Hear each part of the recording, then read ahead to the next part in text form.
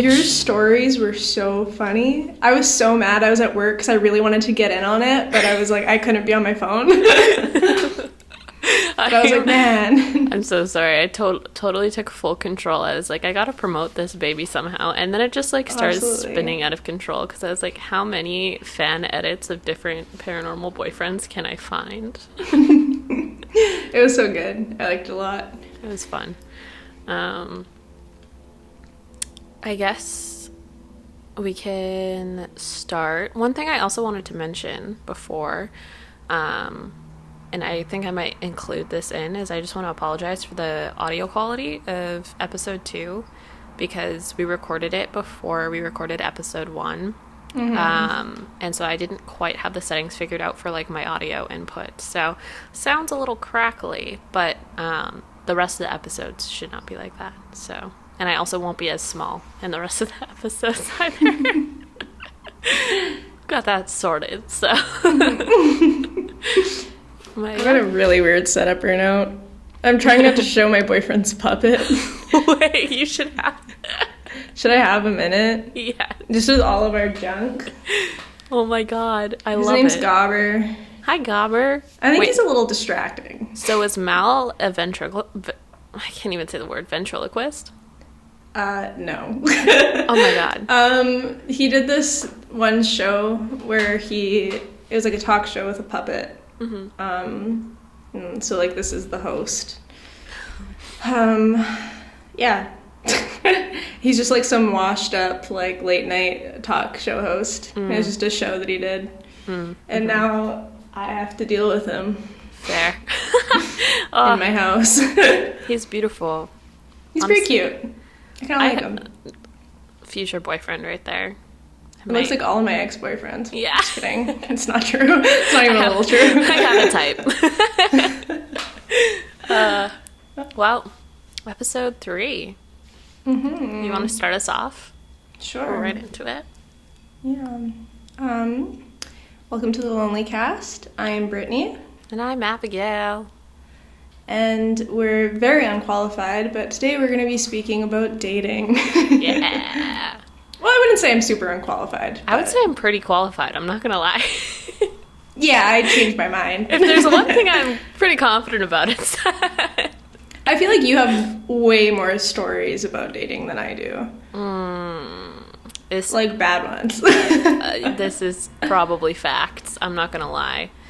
I don't know. I always thought of myself as like pretty okay at like picking good ones to go on dates with. I think when I first got on Tinder, like this was back in 2018, early 2018, I had just gotten out of a long-term relationship that I had been in since high school, and so I'd never dated before, really. Like my relationship started because it was like, oh, I like you, you like me, let's be boyfriend and girlfriend. Yeah. And so it was my first experience, and I think I just had insanely good luck for a really long time on Tinder, and then just all of a sudden I started meeting really interesting people. That's how it'll go. Mm-hmm. Mm-hmm. You gotta get a couple of crazies in there, or honestly, it's not Tinder. Honestly. Did you use dating apps for the majority of your, like, dating life, or did you do the whole, like, getting asked out on dates in high school and stuff? My first boyfriend, I think reached out to me on Twitter, of course. Everything comes back to Twitter with me. Yeah. It was kind of cute, though. I think I tweeted about, like, craving pancakes or something stupid, so he took me to IHOP that weekend. Aww. And it was just like, and then I think the SPCA. That's a good date. No, I'm taking notes, honestly.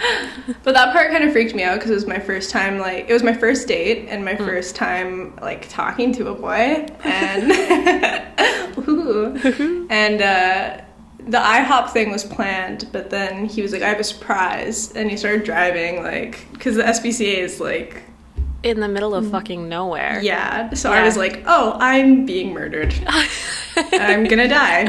Surprise, here's this really nice shack I found in the middle of this field. Do you want to stay here forever with me? That was a fear of mine. And it's because I watch so much true crime that I'm guard is constantly up. Yeah, fair. But not up enough that you would deny a trip out into the boonies with a strange man.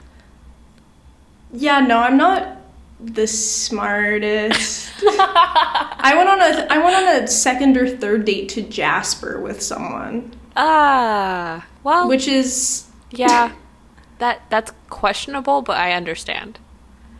I don't know. I'm just kind of a yes man. Yeah. But my guard's always up.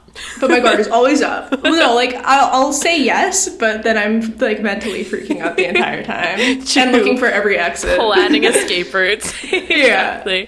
Oh Have you ever had a date so bad that you needed an escape? Yeah, actually, I think I know the story. A perfect one that comes to mind. So I had these tickets to the Daniel Caesar concert back in 2019. And originally, I was supposed to go with a partner that I was seeing, but we had broken up. And then a week prior, I had actually seen Daniel Caesar perform at a music festival that I went to. And so I tried to sell my tickets, to no avail. They wouldn't sell. And the friend that I was going to take was like, no, we saw him last weekend, so I don't really want to go to this. So I was like, all right. Well, I was talking to this one guy on Tinder, and I was like, well, he seems kind of cute, kind of nice. Plus... And I thought this would be a no-brainer because he, like, had graduated with a degree in, like, music. He'd studied, like, majored in jazz or something like that. So I was like, Daniel Caesar, jazz musician guy? Sure, that sounds like a good match. So before I actually arrived at the event, this was the night up, he was like, I actually have no idea who this guy is. And I was like... Okay, well, that's cool. I like showing people new music. Like, that's fine. We're not going to have a whole lot to talk about, maybe, but, like, it'll be cool. I pulled up to the venue, and he was standing outside with these two girls. And immediately upon, like, approaching them, they all looked about 16 years old. Like, just the way that they were acting and what they were dressed in. I looked super cute. I had, like, done myself up really nice. And it wasn't like he didn't look good. He just looked really young. And on Tinder, he said that he was like 24, which at that point was like a few years older than me. And he had also graduated. So I was like, well, he must be 24. Like, from this high school. I guess. Maybe he was just really lying to me. But I pulled up, and apparently these two girls with him were like his best friends from school. And they were all smoking... marijuana. I don't know if can't say that, Abigail. Sorry, they're... I only mention it every 10 minutes. They're all smoking pot. They were cool kids smoking pot outside of the concert. So I kind of was like, well, maybe this will be okay. So they offered me some weed. I smoked with them for a bit before we went in. And just the way that they were acting, they like... I don't know, they were like all really giddy. Like, it literally just reminded me of like being in like the 10th grade is basically the best way I can describe it. Sorry to cut you off. Oh, yeah. Did they have tickets or did he just bring them? No, they had tickets too. Okay. I was like, and it's then kind of weird. It was this whole thing, and he was like, well, my friends are here because they got tickets too. And I was like, wow, that's crazy. Your friends are really annoying. Except I didn't say that to his face. So we got inside. His friends left, which was good. So I, went right to it. I think I'm a pretty good date. Like, I'm pretty good at making conversation with people, one-on-one. And so I was, like, asking him all these questions and, like, trying to get to know him a little bit. And it was really strange because I don't know if it was because he was too high or, like, what. But I would, like, ask him, like, oh, like, when did you graduate? What was studying music like? And any time that he would, like, go to answer a question, he'd be like, I...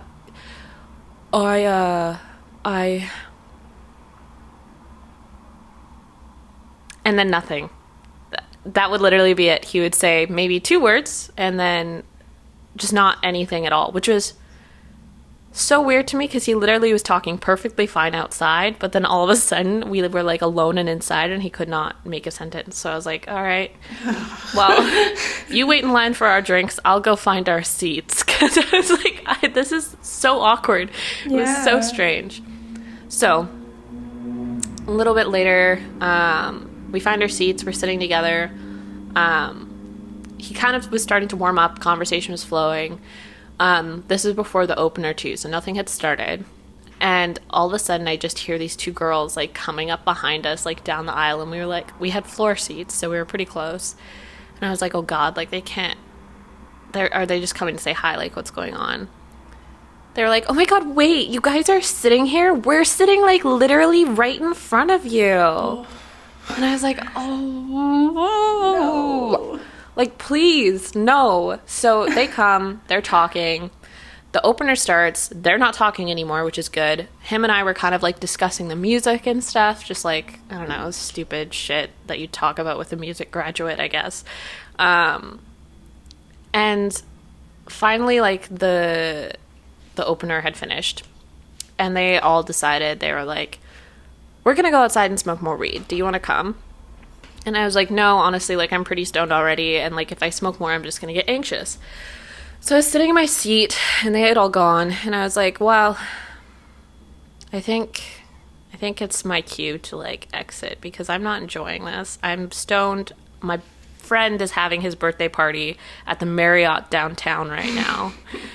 I already saw this act. I paid for the tickets. I was like, I honestly can do whatever I want. I'm uncomfortable, so I'm going to go home. So I ended up, like, right before Daniel Caesar started, I picked up my stuff, because they hadn't come back yet. I picked up my stuff, and I, like, was headed out the door. But as I was exiting, they were coming back in.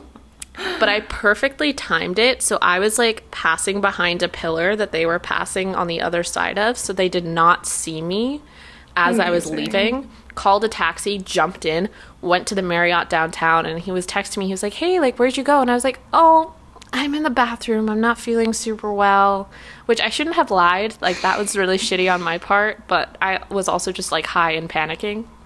Yeah, you also, like, don't want to hurt his feelings. No. I feel like no one wants to hear, like, I'm not having a good time. Yeah, I'm going to leave the concert that I paid for. And I was like, yeah, sorry, like, I need to go home. I'm just, like, I have a headache, whatever. And then I blocked him. Because that's what I do, is I run and I hide. So amazing. But then I had a really good time at my friend's birthday party, so it was fine. It was worth it. Oh, that sounds so brutal, though. Yeah. I don't even know what I would do. I don't think I've ever... I've never had a date where I was like, I need to get out of here immediately. Like, there's definitely been dates where I'm like, I'm probably not gonna contact this person after this, but never so bad. Well, there was one that was close. So I briefly dated this drummer slash skateboarder. Love that. Good blend. I think you know the one. Yeah. Yeah, great blend. And he was like 26 too, so that's promising. But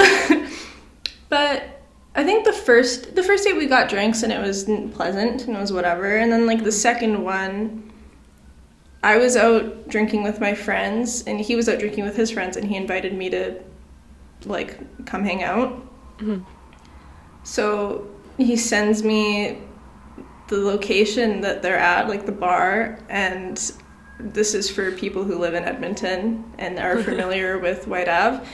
They were at H2O Lounge, which I don't mean to judge. It's a little musty in there, though. It's like a karaoke pool bar kind of thing. Yeah. Like, I feel on like a strip. people only really go there for jokes, and, like, they'll go there on, like, a night that not a lot of people are going to be there, or else it gets a little sketchy type thing. Yeah, absolutely. So he's with, like, a big group of people. They're all very pleasant. They're really nice. They're just playing pool. And this drunk guy comes up to them. Oh, so a little backstory. He used to skateboard in Toronto, and I don't know if he did, but, like, his friends have done, like, documentaries and, like, something with Vans. I don't know. I don't really listen when men speak. But I was just, like, nodding. I was like, yeah, it's cool. I don't know anything about skateboarding, but cool. But anyways, he's very serious about skateboarding. Mm-hmm. Reminder, he's 27 years old. Yeah. Anyways, I don't want to get mean. This guy comes up, this random guy, just so drunk, and he goes up to him and he's like, hey, like, you know so-and-so, and I should make up a name for this guy because I don't want to say his real name. We'll call him George. I was on a date with George. Anyways, so George was like, oh yeah, I know that guy. Like, I used to board with him when I was in Toronto, and like, blah, blah, blah. And he's like, yeah, no, like, we used to skate together. Like, remember that documentary? Like, I was in that. And George was like, no, you weren't. And he's like, yeah, no, man, absolutely. Like, I'll call him right now. And George was just like, dude, I'm just trying to hang out with my friends. Like, not into this. I don't really want to talk to you. And the guy's like, no, seriously, like, let me pull up my phone, I'll show you. Like, I was in that video. And then his friends join in and they're like, you weren't in that. You didn't do that. Like, you weren't there. Oh my and God. I was just like, oh my God, I'm in H2O lounge with a bunch of like men in their mid-20s arguing about skateboarding. And it was a lot. I was standing in the corner and I was just like, what have I gotten myself into? Why am I here? Why am I in this situation? But they literally almost fist fought over the fact of like, was this guy in this skateboarding documentary or not? Oh my God. Yeah. So that was when I was like, I'm going to call an Uber. I think I'm ready for bed. Yeah. But outside of that, Sorry? Oh, yeah, no. Finish your story. Sorry. I was just going to say outside of that, I don't think I've had like a really bad experience. Yeah. I guess like it poses a question to me. There's something about men aged 26, 27, 28 that just really doesn't sit right with me. They're always kind of weird. Like peace and love, but like what's going on, guys? It's like a weird mixture of adolescence and just adolescent. It's like they revert backwards like several steps, because I feel like when they hit the age of like 23, 24, 25, what they're trying to do is pretend as if they have it all together, and then by the time they get to 26, 27, 28, they've realized that there's probably no hope. And my heart goes out to you. That's the thing, though.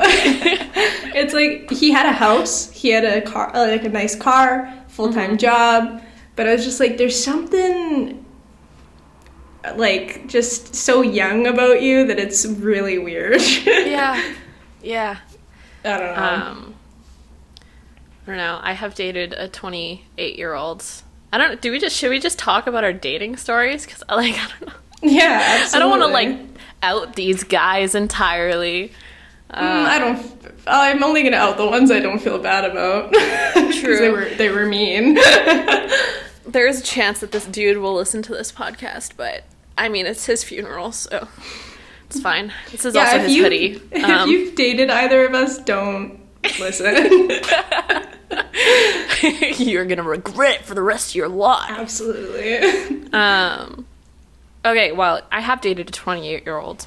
I want to say on and off, but like it wasn't really. Like, we met after I moved here last summer and kind of were seeing each other very casually over the summertime. I think I was kind of looking for something to latch onto, but he wasn't really emotionally or time-wise available to me. He was a cool guy, like super dope, but I just kind of hit this point where I was like, I don't think I should be in a relationship right now or looking for someone to attach to, because I had like just gone through a pretty traumatic breakup, and it was just like, it was too soon, and I had just moved into a new city too, so I was like, wow, this is not the right choice. And I don't think that was anything that he was really able to do either, so I kind of told him, I was like, nah, sorry, like, I think that we should stop seeing each other until things kind of blow over. And then he texted me like a few months later, after we had stopped talking to get together and catch up. And I was like, you know what? I've done 3 or 4 months worth of healing. I can do this again. Except I kind of like went into the hangout under the impression that we were just gonna like catch up as homies. So I like went over there. I mean, I looked cute regardless. And then yeah, no, we were just catching up. It was kind of awkward because he was like, it was my first time dating someone like significantly older than me, and I felt like every single time I was around him, I would get insanely nervous. Like I could never get comfortable. I could never like let my guard down and be relaxed. I was just like, what am I doing in this situation? Like, not that dating someone older than you is wrong. I just like, I felt intimidated, and I don't like feeling intimidated by my partners. I would prefer it to be the other way around. But he ended up kissing me on that first time that we hung out, and so I kind of was like, well, I guess this is happening, which, once again, is not a great way to start dating people. Just because it's there doesn't mean you should always take the opportunity. And it was kind of like, kind of the same thing again, where I was like, this time, though, I kind of was like, well, let's see what happens, because I wasn't looking to rush into anything. I was feeling pretty good, having been on my own for a while. And he was very, all of a sudden, like, I'm so into you. I care about you so much. I don't want to stop talking to you ever again. And that was weird for me. I felt very bombarded by attention and affection. I was like,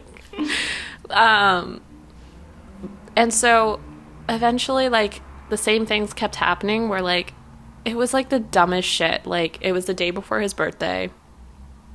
Or on his birthday, we were supposed to grab breakfast together. We had plans, like, in the morning, that he made, by the way. He was the one that was like, I really want to see you. And I was like, okay, sure, let's do it. But the night before, by himself, he decided to do shrooms. Like at like 7 p.m. which is like, okay, fine, like, have fun, that's cool, you do you, like, but I feel like everybody knows that shrooms keep you up like for 7 to 8 hours typically. And so he texted me literally an hour before we were supposed to meet up on his birthday, being like, oh, yo, I took shrooms last night and I didn't get any sleep at all. Like, it was like some wild, like, thing that he wasn't expecting to happen. It's like... And it's not his first time doing it, right? No. He's, like, very much indulged in substances such as that before.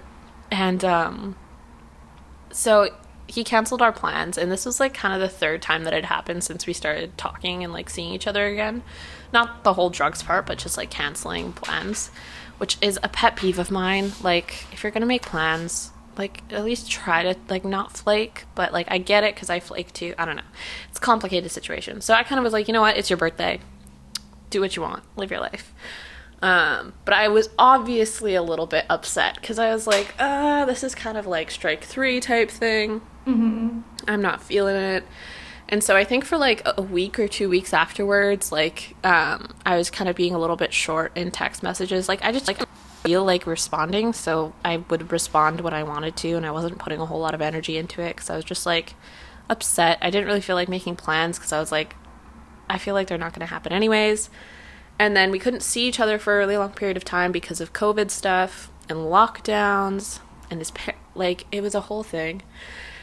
And so while all of that was happening, all of a sudden he got like super hyper affectionate with me. And he was like, I care about, I have all of these things that I want us to do like several months down the road. And like, he bought me like 20 candlesticks, because I couldn't find colored ones anywhere for like a good price.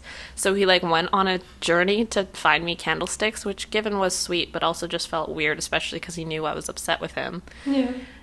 And I don't know, eventually like I broke things off and like it was fine and all of that. But one thing that like really weirded me out, this happened like literally last week. He had made me a playlist when we started seeing each other again, and he like titled it my name, and it was private on his Spotify. But I was going through my playlist last week, And I noticed that he had changed the name of the playlist. Like, he kept the playlist entirely the same, but he changed the name of it to just Be Kind. And... I don't know. And he made it public on his Spotify, and I was like, it's a good playlist. I was like, but be kind? I was like, was I mean to you? I guess breaking up with somebody is mean. But I don't What if it was a public playlist, and he's like, this one, and then made it private and named it Abby? And he's like, well... Oh my god, could you imagine? Maybe. That's so funny. Who knows? Maybe I'm not as important as I think I am. I always just like to think disagree. that, like, everyone's obsessed with me, so... Everyone's got a little god complex in them. Yeah, I don't know. It was weird. It was weird dating a 28-year-old who didn't realize that shrooms would keep you up, you know? Like, it was just, like... It was, like, weird. Yeah. Although he was a tattoo artist, so, like, I don't know how... It wasn't like he was, like, some CEO or something like that. I don't think most 28-year-olds are, but I was like... There's just some things I was like, it doesn't line up. Also, it weirds me out when older guys want to date younger girls. Okay, let's talk about that. So, when I was 17, I dated a 24-year-old. You're a victim. I mean, I don't want to say that to you. You're saying you're a victim. Like, I just joined some, like, fun club. I'm part of the victim club. I didn't mean to say it like that. I don't so know why cheery. It came out like that. Oh my god. I'm so sorry, Brittany. That's you are okay. whatever you want to be. Anyways.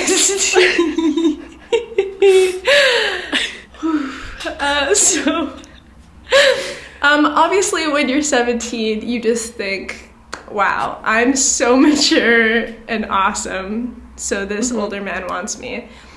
If you are a minor and you are listening to this, if anyone who's out of high school wants you, they're weird.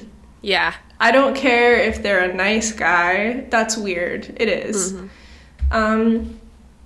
But yeah, what happened was... So it was kind of my fault. No, it wasn't. No. You're a victim. I'm a victim, as Abby stated previously. So when I was like, my senior year, I was just feeling a little lonely, a little ugly, as you do in high school. Yeah. So I downloaded Tinder, which don't do that if you're underage. But I literally just would talk to people for like an evening and then like block them kind of thing. Yeah, like I just wanted a little validation. Yeah, just a little bit. I didn't intend on ever meeting anyone on there because I was like, I'm lying about my age, so obviously. But there's this guy that he had a podcast that I listened to, like one with his friends. Oh my god. And so I saw him and I was like, oh, that's so cool. Like, he seems really nice. So I started talking to him and it was just kind of like, we ended up talking for like 3 days straight or something. And I was like, okay, I gotta block him soon. But this one night I was at a get-together or whatever, and he texted me and he's like, I'm getting off work, do you want to grab coffee? And so I did. And whatever, we just talked, and then the next day I texted him, and I was like, when I was sober, and I was like, hey, I'm underage, and you're breaking the law, and you've been swindled. Wait, no, it's not catfish to catch a predator. Yeah. But I was like, obviously I felt bad. I was like, oh, like this guy didn't know what he was getting into. Like, I'm a piece of shit. So I immediately told him, and I was like, I'm not sorry. Like, you probably hate me. And he just said, okay, cool. Do you want to go see a movie tonight? Like, just did not care. Which should have been a red flag. But I was just like, he likes me. Yeah, well, that's totally on him. That's where it's like... Oh, absolutely. Yeah. So he was batshit crazy. Cheated on me a bunch. My 18th birthday, he obviously was not invited. But I literally went out with my mom to the bar that my dad was working at with, like, just 3 of, like, my closest girlfriends, I think, was the night. And he was texting me every 10 minutes, just like, I'm having a really bad night, blah, blah, blah. Like, just trying to get me to talk to him. Yeah. So I said, turn off my phone. I was like, I want to enjoy my night. And the next morning, keep in mind, he lives in Millwoods, which should have been a major red flag. Red flag number 2. Yes. Take a shot every time this man has a red flag that I ignore.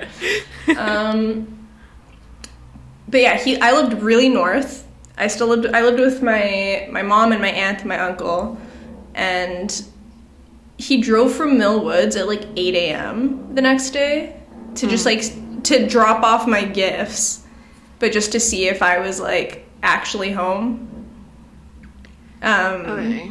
So just nuts.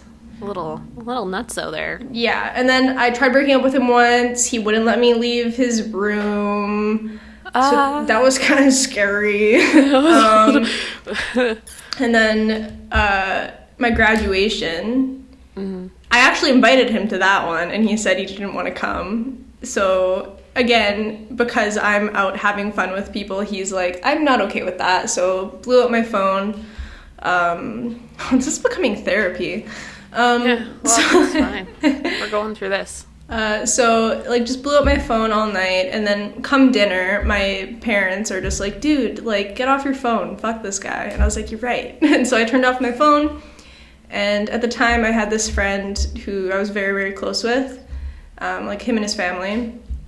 So his girlfriend was staying over at his house, and I also stayed over at his house.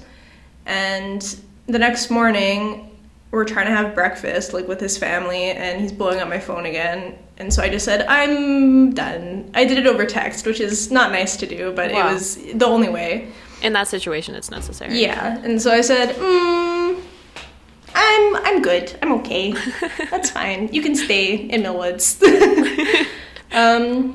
But yeah, so, like, during the time, I thought that was fine. But, you know, it took me about a year to be like, oh, that was incredibly weird, and I see why my parents were like, we hate this man. Yeah. Because he was a man, and I was a kid. Literally. So, yeah. I mean, sorry to get so dark. No. That's okay. We can lighten it up in a bit. I'm like... My brain is a void now. I'm like, all of the men that have wronged me must pay. Oh, have you ever been stood up? No. And I've also never been cheated on. Fun fact. I've been cheated on, like, every single time. Oh my God. One is alleged. One has been argued, but I still... The first Honestly, two, verified. So that's good. God. I don't understand. I mean, I think I've been relatively, I mean, I say I haven't been cheated on, but to my knowledge, I haven't been cheated on. I haven't really, like, I've asked, but I don't think that was a thing that has ever happened. I've only been in 2 serious relationships as well. Oh, unless you also count the one in the 8th grade that I had. Let's talk about that relationship, shall we? I love 8th grade boyfriends. They're the best. Okay, so... Shout out to Anthony. Yeah. This guy, we're actually still, like, I would say we're good acquaintances now. He ended up becoming roommates with, like, one of my old best friends for a little bit. He's still living in Edmonton, part of that community there, so...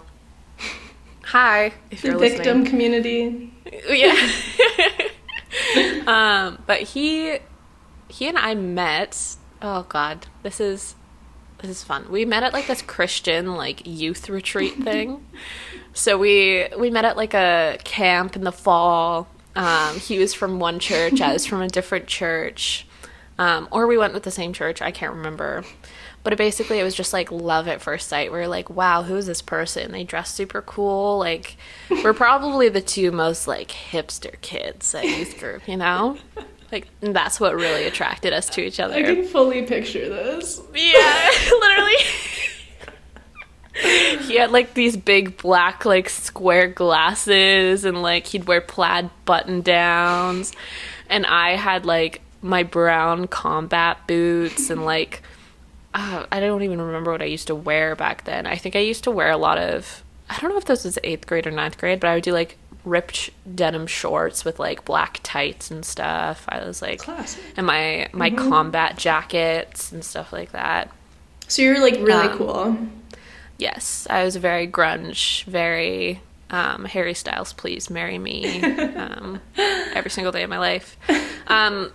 So yeah, in the 8th grade, we met, and we didn't actually really have any like firm connections that we would see each other at often, because he was homeschooled, which just made it all the better. And I also think it's one of the reasons why he just seemed a lot more emotionally mature and why I was into him. He was homeschooled. I was not. We went to different churches, but then I decided to start going to this youth group that he was in, and that's kind of how we started, like, seeing each other regularly. We'd see each other every Wednesday night at a Stony Beach Alliance Church. I don't know. Shout out to that place for bringing two lovers together. I remember we would like go on like paintball dates and laser quest dates because of the youth group, and we'd like talk on Facebook all the time. We were like so in love with each other. I think he met my parents and I met did I can't remember. This was so long ago. But like we dated for 8 months. 8 months, and it was like substantial amounts of energy put into that relationship. I was like, I love this boy. I'm gonna marry this boy. Holy and shit. It was like the same thing returned. I still I think have like love letters that we had written each other like back and forth on God. Facebook Messenger. Oh, I don't even know. It's so cringy.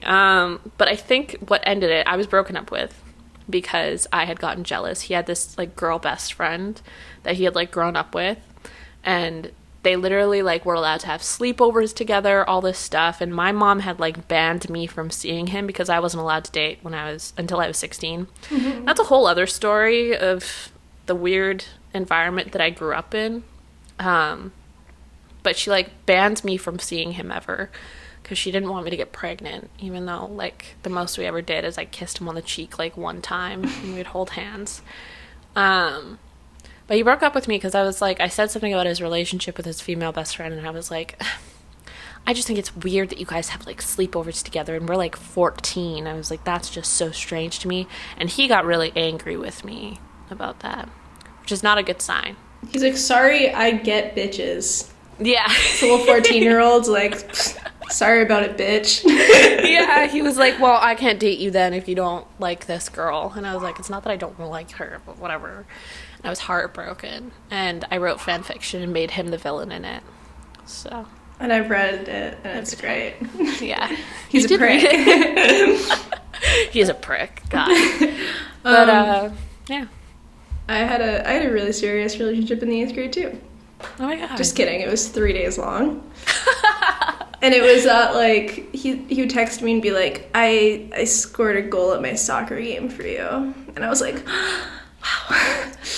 This is love. Oh my God. And then 3 days in, I was like, oh my God, I'm so young. I can't have a boyfriend. And I got really stressed. I was like, it was recess. I was sitting on the hill watching him play soccer.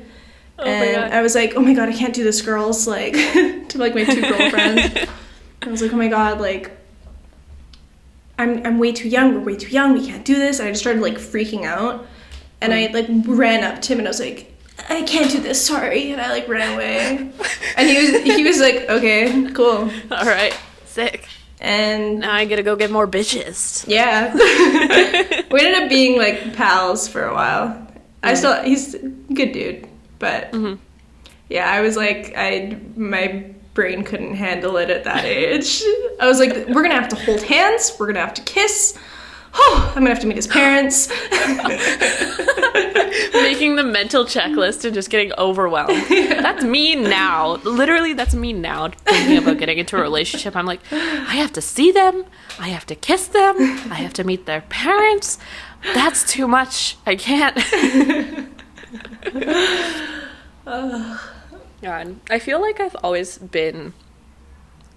Like, I think one of the reasons why I've had a substantial amount of good dates as compared to bad dates on Tinder and stuff like that. And I mean, this might not check out, like, I might be bullshitting here, but, like, I'm definitely more of, like, a vibes person when it comes to meeting people. Like, I can just tell if someone seems, like, interesting and someone that I'll get along with and, like, connect with. I feel like not all of my relationships, but, like, there's, like, one or two that stand out to me, or one or two people that stand out to me, where I was like, I had a good feeling about you, and it was really good, and, like, we connected well. But aside from that, like, I won't put in effort with people that I can't see, like, that I don't immediately have that, like, really strong feeling for. And, like, I think it's the reason why I've ended a lot of the connections that I've been in. Like, I'll date somebody for a little bit, but I'm always, like, honest with them, because I think my philosophy now is, like, I will stay single until I meet the person that changes my mind. And, like, it has been that for, like, 3 years now, and I think that's, like, pretty much, like, reigned true. And, like, I don't know. I find that, like, I crave, like, that weird, like, romantic, like, feely, like, touchy-feely, but also, like, just, like, a good person type thing. Like, everything else doesn't matter to me too much. Like, I've dated a high school dropout who worked at Hooters, you know? Nice. Because I liked his vibes. And he was also an Aries. And we got piercings together after our second date. And then never spoke again. Nice. That's very Aries of you. Yeah. Yeah, I think I'm kind of the same. I'm pretty picky about who I date. I've only, like, casually dated a couple of people, and I know right away if I'm not into it, but usually they're really into it, and so I have to, like, hang out for a while until I figure out how to get out of it. Yeah. Is usually my situation. Like, the previously mentioned George guy, he, like, the dude was, like, ready for marriage immediately. Like, he just was so intense so fast, and I just was very clear I was not into it. And I told him how I was feeling. I was honest. At one point, I matched with his roommate on Tinder, and he's like, "You're on Tinder? I deleted it so long ago." And I was like, "Oh, well, thanks." But the way that it went, my breaking point, we went to Costco. Oh, yes. Because he's an adult man, so he has a Costco card. Yeah. And it's so stupid. You wouldn't even believe. So we had this cart. We had 2 items in it, okay? A box of, like, fairy lights and something else. It was really busy. And there was, you know how Costco's just chaos, like, with the lines? Like, you just kind of, like, make a line to get to the till. We were standing there with this big-ass cart with 2 items in it, and there's this lady that was, like, trying to find where to go, but it was, like, we were right against the shelf, so there was, like, nowhere for her to go. So I said, "Oh, let's move our cart and just, like, take the stuff out so that this lady can get behind us." And he's like, "Well, what are we going to do with the stuff?" And I got enraged immediately. I think because I was just already, like, sick of him. And I was like, "We're going to hold it, George. Like, what do you mean? There's 2 items in this cart." And the lady sees me getting mad, so she's like, "Oh, don't worry about it, like, it's okay." And I was like, no, it's not okay. I'm like, "Move the cart." I'm like, "You're being, like, what's the point of having this cart here?" I just got so mad because I was just like, it's not going to inconvenience us to move this fucking cart, and it will make this lady have a place in line so she doesn't get, like, someone else doesn't jump in. Yeah. So I, like, ripped everything out of the cart, and I pushed it aside, and I just did not speak to him. I didn't speak to him the entire car ride, and he paid. Dropped me off, never spoke to him again.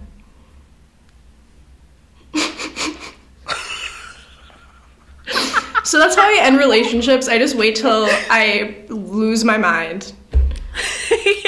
So yeah, that's how mentally stable I am. Oh my god. I don't know, it made me so mad because I'm just like, just help this lady out. Yeah. Just, it's not an inconvenience to us. I don't know why. No. And, like, the second he, like, made that joke, I was like, I hate this man. Yeah. This is it. Yeah.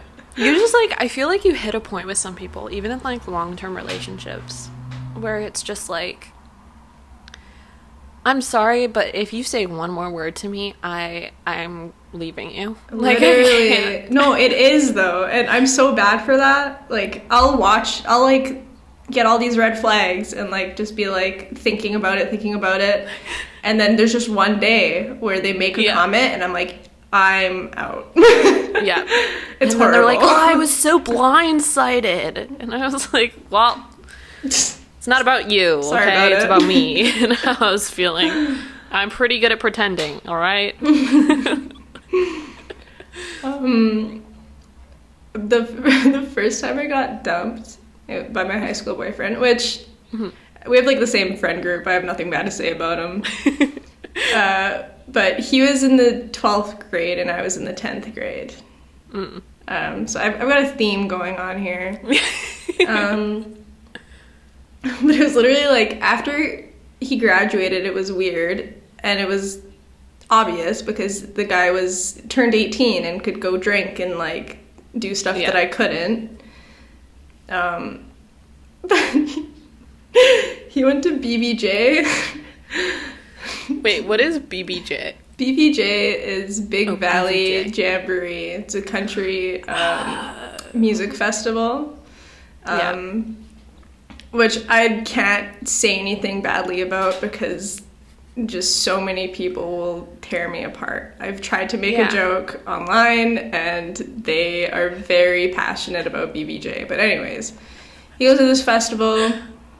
He comes back and he asks if he can see me, and I'm, like, so excited. I'm just like, oh, he was gone for 3 whole days. I didn't know what to do without him. And then I get in his truck and he's like, yeah, we're gonna have to break up. And I was like, what? Why? And I literally, like, got out of his truck and, like, walked home because I was so dramatic. Was it in the rain? No, I wish it was. Oh, it was, like, God, a really nice day so out. Perfect. I know. I wish. Yeah.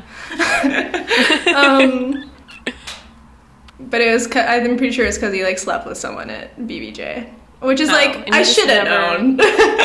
Yeah. He never told you. He never owned up to it.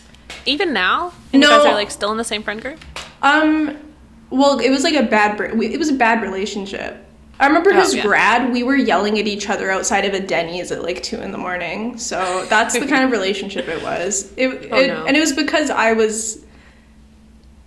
grew up reading fan fictions and watching all these, like, romantic movies where you get into arguments and then you come back and make up.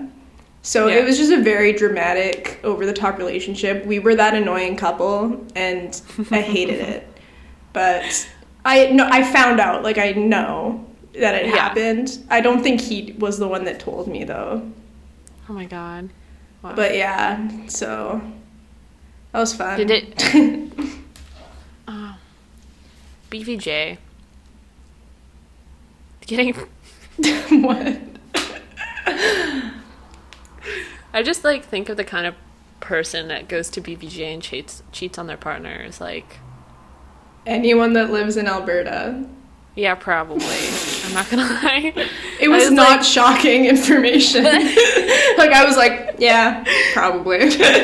Well, I'm an East Coaster now. We're more sophisticated. Here we go to, like, raves and cheat on each other while doing cocaine in the bathroom stall in someone else's piss.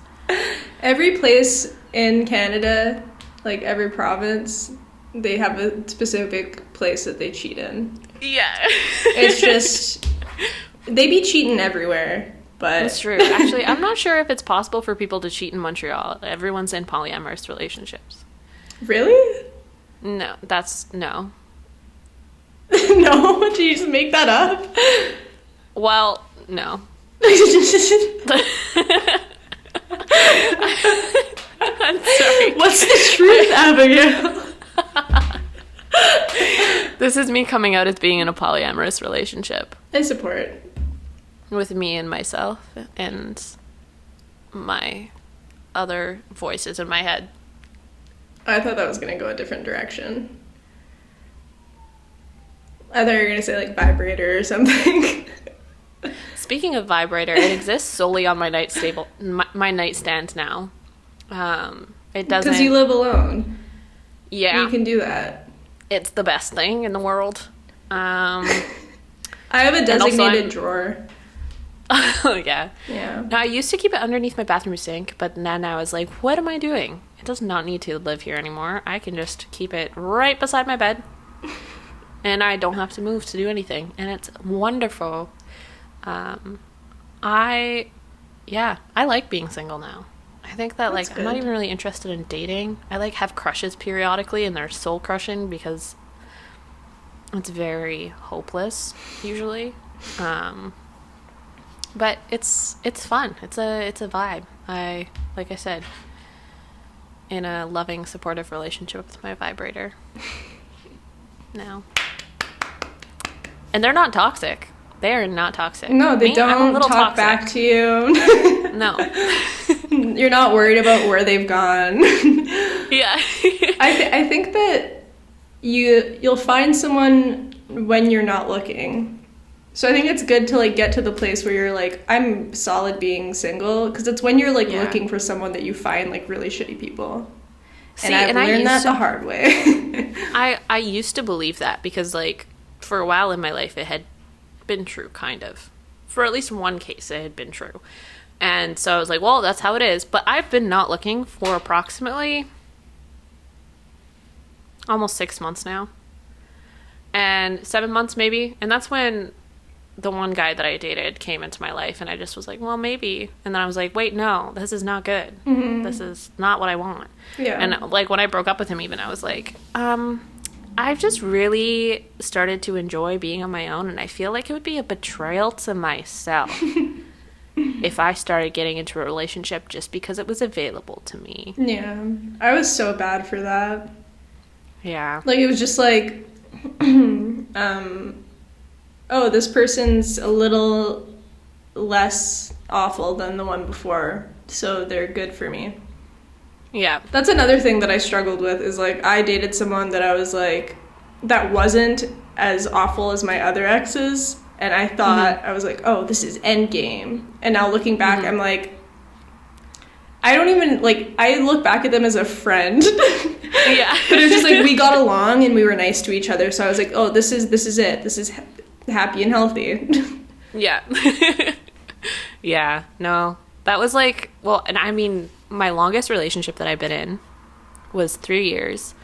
We met in high school. We started dating. We lost our virginities to each other, which was very cute.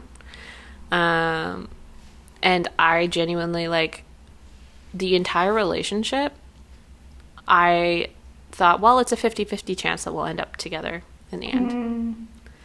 I never put my bets on it. I never was like, I want to plan my future around you. I just kind of was like, well, you're here. We get along. It's fine. And I noticed that in that position, I ended up becoming one of the worst versions of myself. Not because of the relationship per se, but because I had completely lost myself in the relationship and I had let that happen. Yeah. And I knew that I was the problem in that relationship fully. You know, he had his issues and stuff like that, but I was, like, really reactive. I didn't know how to handle myself. And I think that I literally just stayed in that relationship because I was like, well, this is friendship and this is good. But then 20/20 hindsight, now that I'm out of it, I'm like, we should not have been together for that long. Yeah. And we should not have been together, period, probably. Because, yeah, I don't think I loved him in the way that he needed to be loved in that situation, especially in a long-term commitment that he kind of was looking forward to, like, an end game, and I just kind of was like, I don't know who I am anymore. Yeah. So, yeah. That's something that I've had to work on a bunch is... And I think it's, again, like, that's a piece of my dating history that I've shared, and it obviously very bad. But because I dated someone that, like, was so insecure that they, like, didn't want me to have friends, I kind of fell into that. Even if it was, like, a good relationship, it was, like, I just started talking to my friends less and, like, just became whoever I was dating's girlfriend instead of, like, just myself, you know? Like, I didn't have a personality outside of that. I looked forward to, like, hanging out with them and their friends and their family and didn't really have anything going on for myself. I'm definitely not like that anymore, which is good. But it's a work in progress. Yeah. But yeah, that's important. If your partner either, I mean, doesn't want you to have friends or is not interested in getting to know your friends, not good. Not good. That's my full thought. It's not very good. Yeah. Man, I think that's another thing too. It's like a lot of my friends are in relationships, and I'm the single one now, which is fun because literally for a grand total of like 5 years of my life, that was never the case. Of my adult life, that was never the case. And now that I'm single, I'm realizing how much work it is to be a facilitator for all of my friends' relationship issues as well. Yeah. And they have enough of their own that I don't need a relationship for myself. And that's, I think, one of the reasons why I'm so not fond, not just because of like past traumas in relationships and stuff, but just hearing everybody else's issues, I'm like, ugh. I don't know. Right now I'm just vibing and I like it. That's good. Abby's alone. What is that hand motion? That doesn't look good. I'm gonna put that away. I regret that. For those of you listening, that didn't happen. For those of you watching, you saw it happen, but it didn't. That was an illusion. This will be the clip that we put on our Instagram for sure. Yeah. Communication is huge. Yeah, like I've dated people where it's like a problem arises and they're so against talking it out or coming to a solution that it just like, I'm like, oh, well, I don't like this person anymore. Yeah. Like my current partner is really great for like listening to what I have to say and being like, oh, okay, well, this is how I feel about that and let's do this moving forward. So that's good. Oh, I needed to come on here and clear his name because in the first episode, I made him sound kind of like a dick. At that part where I was like, we were talking about trying new things, and I was like, yeah, my boyfriend's always like you just have to do it or something like that. I don't know. I just made him sound so rude. And his friends have been, like, ripping him apart for it, so.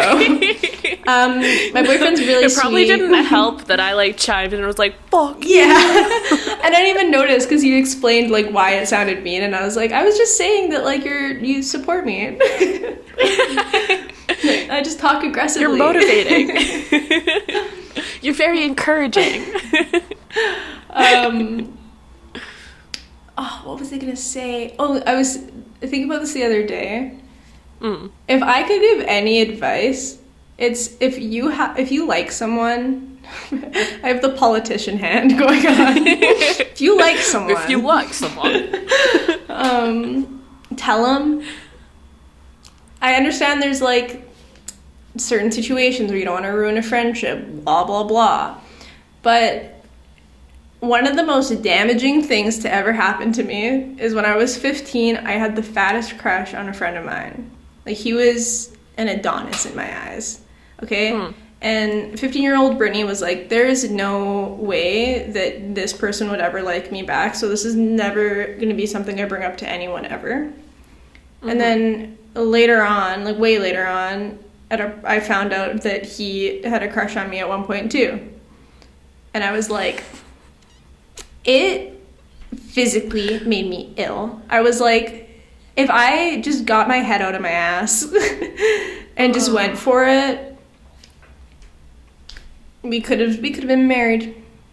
Yeah. I'm perfectly happy in my relationship right now, by the way. I just...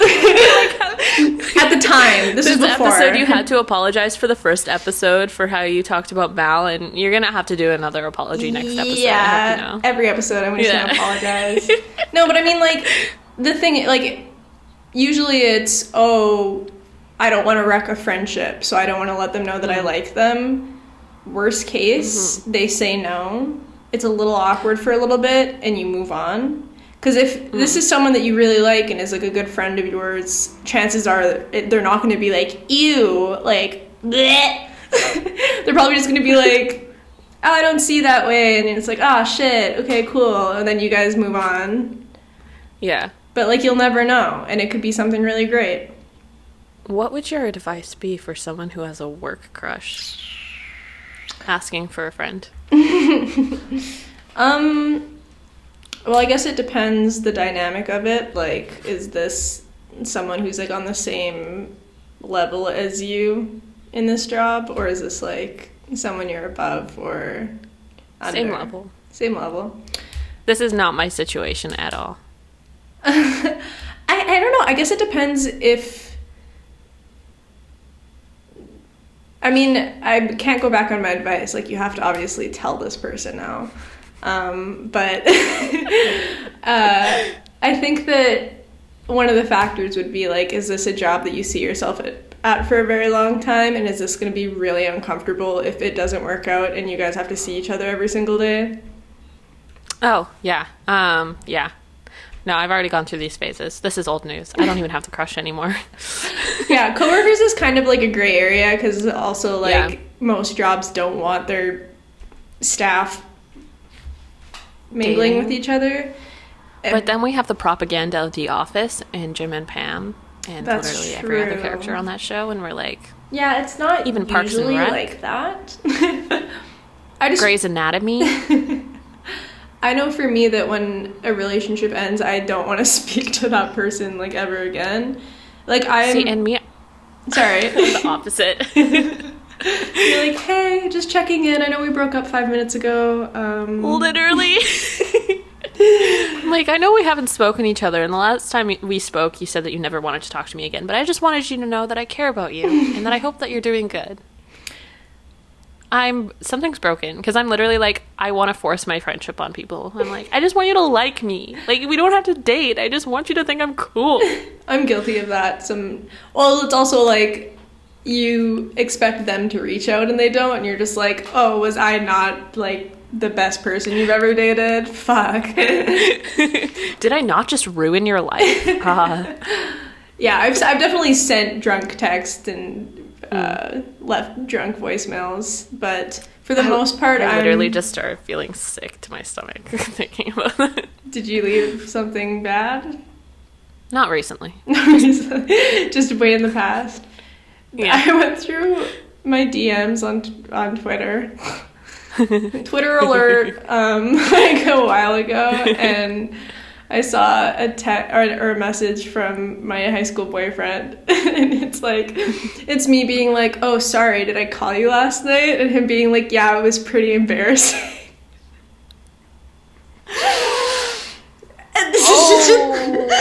And then we just kept having a conversation. I said, oh, shit, and he was like, yeah, how are you? Very toxic, very not good. Yeah, it was pretty embarrassing of you. How are you, though? Yeah, you should be medicated. That was so fucking embarrassing. Yeah, relationships, dating. I hate hearing people say, I mean, I used to say this, but, like, I don't regret any of my past relationships because they shaped me into who I am today. I'm like, there are people that I would go back in time to, like, avoid. Yeah. Like, people I've dated or people I've just, like, hooked up with that I'm like... People I've hooked up with, oh, for sure. Yeah. Yeah. I feel like... Because, like, there's certain things where, like, I want to say that I totally would, like, just avoid it. Like, if I could just avoid all of my relationships, I probably would. But the thing is, like, so many things in my life have happened because of those relationships and, like, have jump-started me on, like, this certain path of my life. And I kind of like where I am, you know? I kind of like the person I am. Mm-hmm. So I'm like, I would be completely different had these things not happened to me. That's true.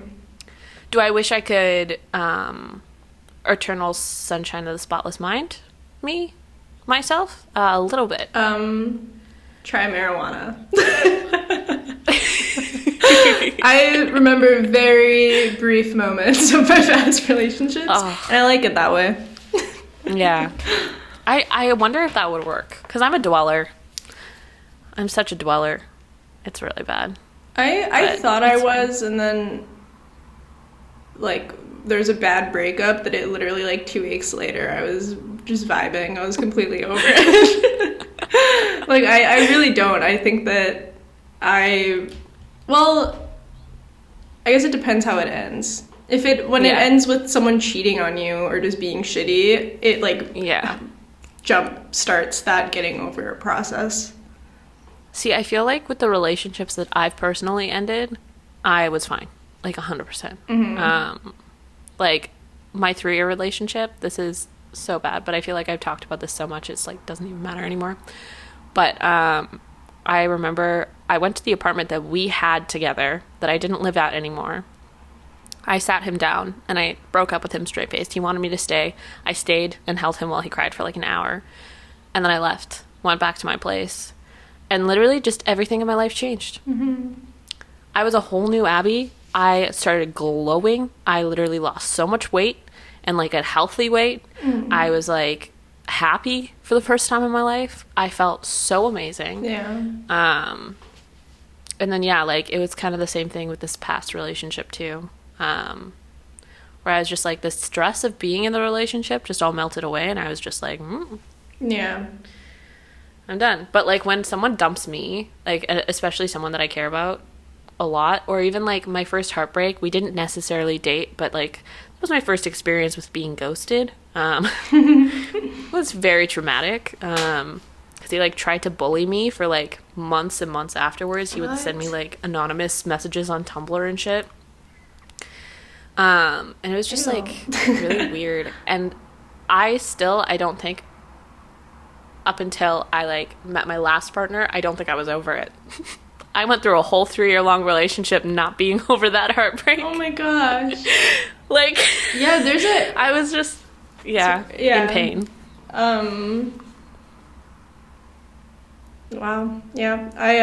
I feel like getting dumped, even if you want it to happen, it's still, like, it's just a jab, you know? Yeah. You're just like, oh, that sucks. Really kills the ego. Oh, absolutely. When I got dumped, 'cause, like, the first time I got dumped, I, of course, was dramatic about it for a little bit because I was 16. And this last time I got dumped, it was, like, a week of me being like, oh my God, what am I gonna do? And then, like, a flip switched and I was like, oh, I really didn't care that much. Like, it was absolutely coming to an end. I think I just wanted to be the one to do it, but I was trying to, like, hang on. Yeah. So. Oh my God. Yeah. Breakups. That could be a whole episode on its own. Yeah, we can get into that. We can get into it. My friends have some really, like, funny, like, breakups or, like, bad date stories I kind of want to get into. But I don't want the listeners to start getting overwhelmed with how long this episode will be. Yeah. Because we like to ramble. Honestly. What is fun, though. Huh? It's fun, rambling. Yeah. I don't know. I have no thoughts. What's going on? I was going to say, do you have any advice to bestow upon whoever is listening? Trust your gut about people when you meet them. Mm-hmm. Even if you have put them on the highest pedestal and think they're the most amazing thing since sliced bread, and you think that you will not be able to survive without them. Mm-hmm. 1, they're not. Yeah. 2, you can. Yes. You will always know when something is wrong. How many times in my last relationship, before we even got together, did I have just this raging anxiety and this, like, feeling in the gut like in the pit of my stomach that I just fully ignored because I was like, oh, they're so great. Yeah. They're like the best person. And since being a lot more true to that gut feeling, I think I've avoided a lot of time wasted, you know? Mm-hmm. And that's not to say, like, don't let your anxiety rule you. Yeah. But, like, if you see red flags, like, they're there for a reason. Mm-hmm. Just remind yourself that you are young.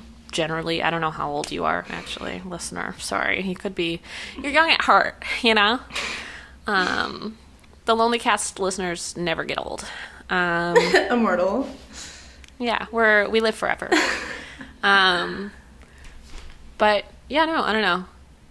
You have time. There's so much time, mm-hmm. and people will come into your life and people will leave, and all that matters is that you like yourself and you love the people around you and in your life. So, and that the people around you and in your life love you too. That's a good closing thought, Abby. Thanks. For those of you who can't see, I am putting my 2 thumbs up for myself. You look like you're in pain. I am. You were trying to convince yourself with really that advice. I think I would just say that in the moment, it can feel like, oh, I don't know how I'm going to live without this person, or like,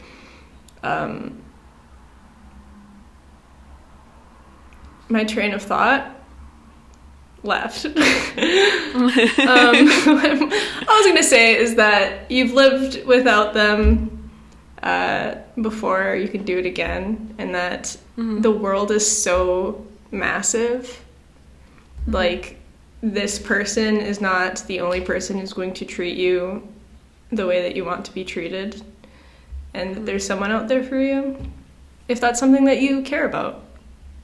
I don't know. I had a really long spiel in my head, but I forgot it. So I guess we'll close out. I think that was good. That was cute. Thank you. It was valid. Good advice. Thank you. So thanks for listening and joining us today. We're having a lot of fun with this. Yes. Shout out to Doug Hoyer for our opening and closing music. Outro and intro is the word that I wanted to use. He makes really awesome music. He's on Bandcamp. We'll link that below. And our opening animation was done by my boyfriend Malachi, so shout out to him. Yeah, man. And just thank you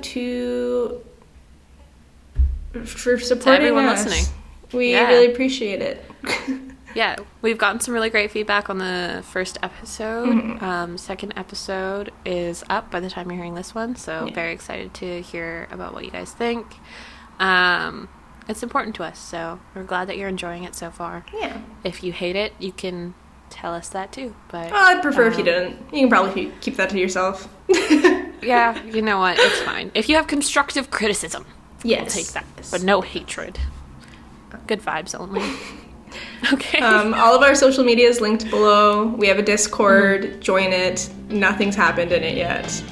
Maybe by the time this is up. But join it. It will. It'll be fun. And yeah.